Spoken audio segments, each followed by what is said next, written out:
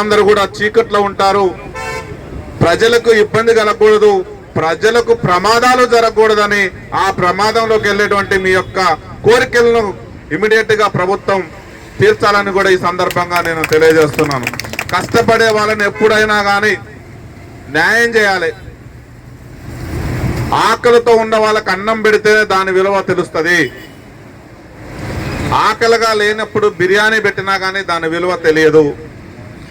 తక్షణమే ఇక్కడ ఉన్నటువంటి ముగ్గురు మంత్రివర్యులు కానీ ముఖ్యమంత్రి గారు కానీ మీ యొక్క సమస్యల్ని ఇమీడియట్ గా సాల్వ్ చేయాలని, మీ సమస్యల్ని సాల్వ్ అయ్యే వరకు కూడా మీతో పాటు మేము కూడా సంఘీభావంగా మీకు మద్దతు తెలుపుతూ మీ పోరాటంలో మేము కూడా భాగస్వామ్యం అవుతాను ఈ సందర్భంగా తెలియజేస్తున్నాను.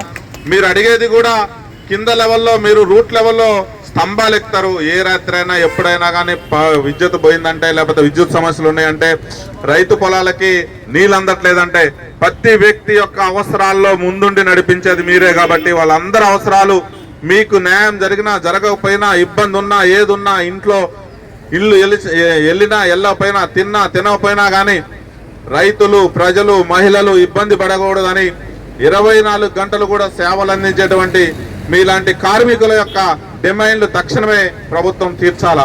స్తంభం ఎక్కినప్పుడు ప్రమాదం ఉంటుందా లేదా అనేది ఆలోచించకుండా, వర్షంలో కూడా షాక్ కొడుతుందా లేదా, మరి ఈ వర్షంలో పోతే అక్కడ ఏదైనా ప్రమాదం పొంచి ఉంటుందా లేదా అనేది ఆలోచించకుండా ముందుకెళ్ళి పనిచేసేటువంటి కష్టజీవులు మీరందరూ. కాబట్టి మీ న్యాయపరమైన డిమాండ్లు తీర్చాలా.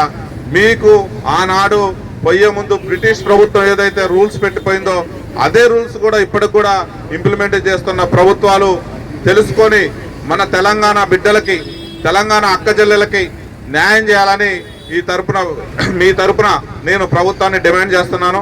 మీ న్యాయమైన కోరికలు వెంటనే తీర్చాలని కూడా ఈ సందర్భంగా ముఖ్యమంత్రి గారిని నేను కోరుతున్నాను. మీకు ఏదున్నా, ఎక్కడున్నా ఇబ్బంది ఉన్నా కానీ భారతీయ జనతా పార్టీ నాయకులు, కార్యకర్తలు మీకు అందుబాటులో ఉంటారు, అండగా ఉంటారు. మీరేమి అధైర్యపడద్దు. మీ యొక్క న్యాయపరమైన డిమాండ్లు నెరవేర్చే వరకు కూడా మీ తరఫున మేము అండగా ఉంటామని ఈ సందర్భంగా తెలియజేసుకుంటున్నాను.